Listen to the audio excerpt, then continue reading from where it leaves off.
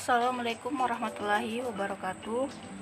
Nama saya Nisa Rusman dari kelas Dasar-Dasar Ilmu Tanah B, Prodi Agroteknologi.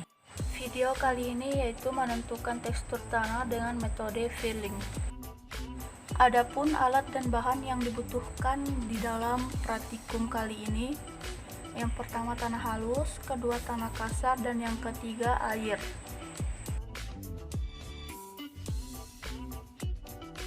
Baik, kita masuk ke langkah kerja yang pertama.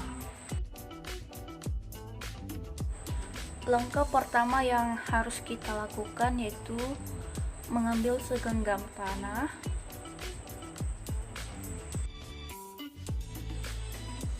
tambahkan air sedikit demi sedikit sambil meremas agregat tanah sehingga didapatkan pasta tanah pada kondisi sekitar batas plastis atau dapat dengan mudah dibentuk, tidak terlalu basah, tidak terlalu kering. Kemudian membuat bola tanah.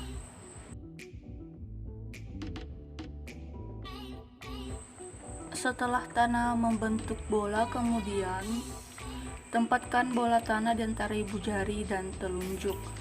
Pelintir tanah ke atas dengan ibu jari untuk secara perlahan membentuk pita tanah yang panjang hingga patah dengan sendirinya. Kemudian ukur pita tanah.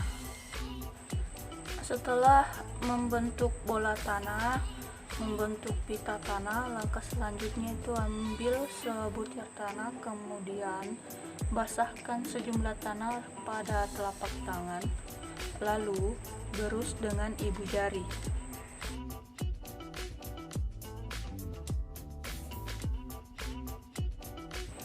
Sambil menggerus tanah dengan ibu jari atau jari telunjuk, rasakan apakah tanah terasa kasar, kemudian apakah tanah terasa halus, dan yang terakhir apakah tanah tidak kasar atau tidak pula halus.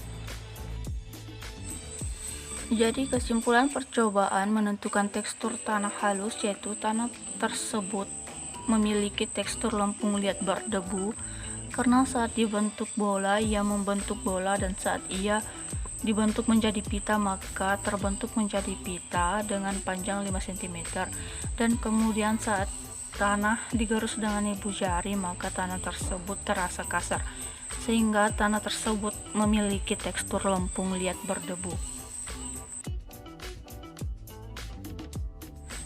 Selanjutnya percobaan kedua. Percobaan kedua ini menentukan tekstur tanah yang kasar.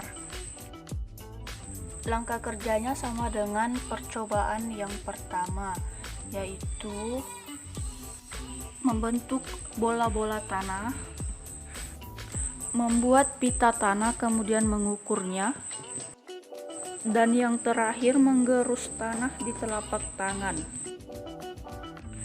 Adapun kesimpulan dari percobaan kedua ini yaitu saat tanah dibentuk menjadi bola-bola maka tanah tersebut membentuk bola.